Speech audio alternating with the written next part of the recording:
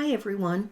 I recently did a little presentation as part of the College of Business's National Day of Assessment on how I use a green screen and several other pieces of equipment in a Zoom meeting when I'm interacting with my students.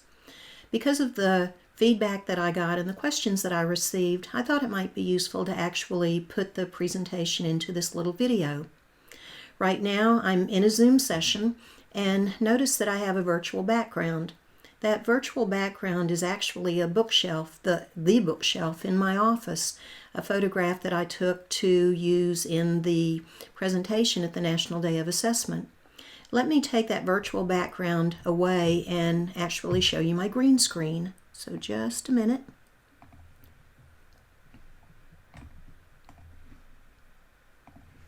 So here I am actually in front of my green screen.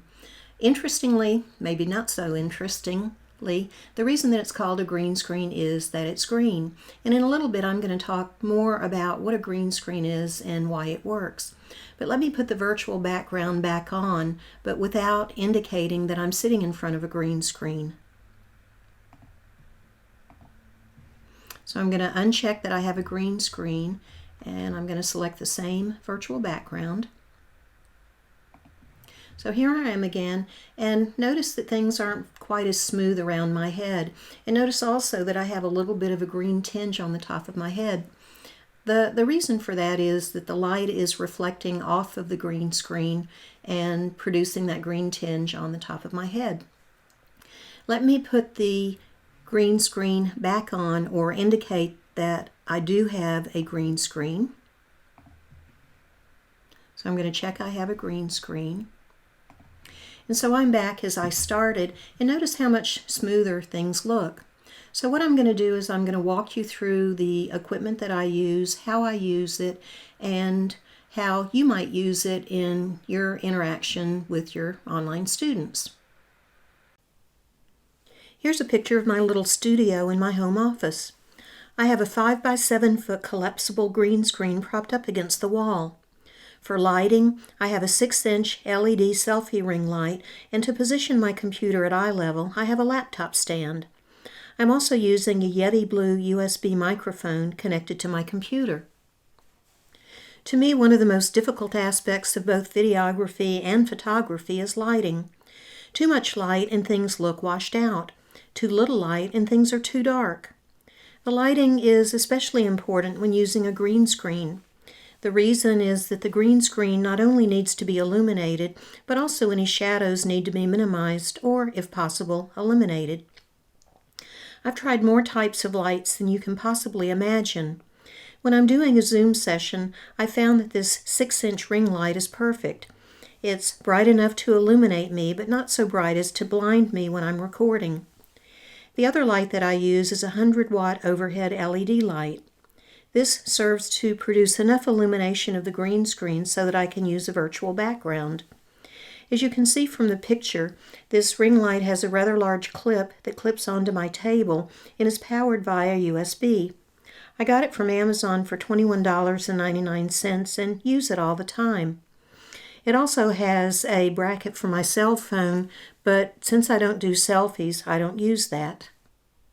When you're hosting a Zoom session or filming a video for your online class, you really should make an effort to have your camera at eye level.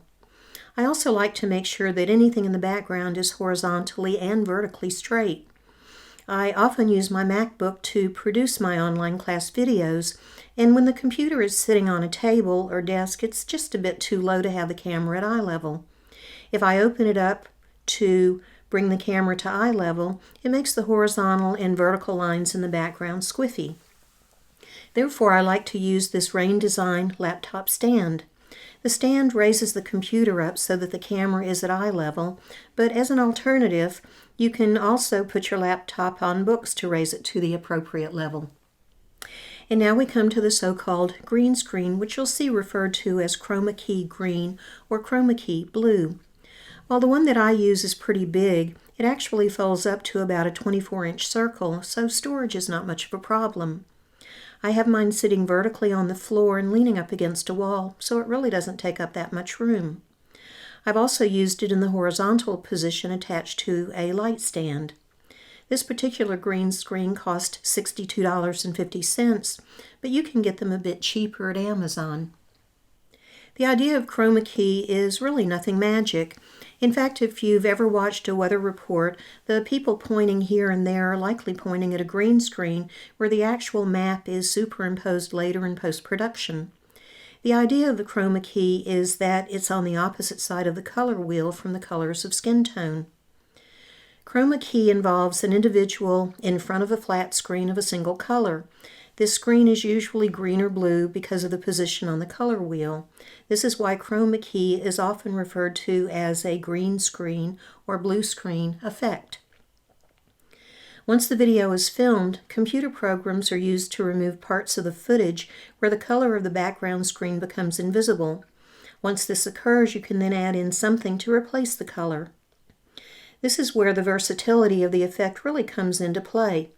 You can edit almost anything into the background, photographs, videos, etc. As I previously mentioned, the background that I used in this video is a photograph that I took of my bookcase in my office at the university. For the green screen to be really effective, you need consistent lighting on the green or blue screen, such that the screen is evenly illuminated and shadows are minimized or eliminated. With the technologies that are available and evolving, there really is a lot of forgiveness in post-production where the lighting was not perfect.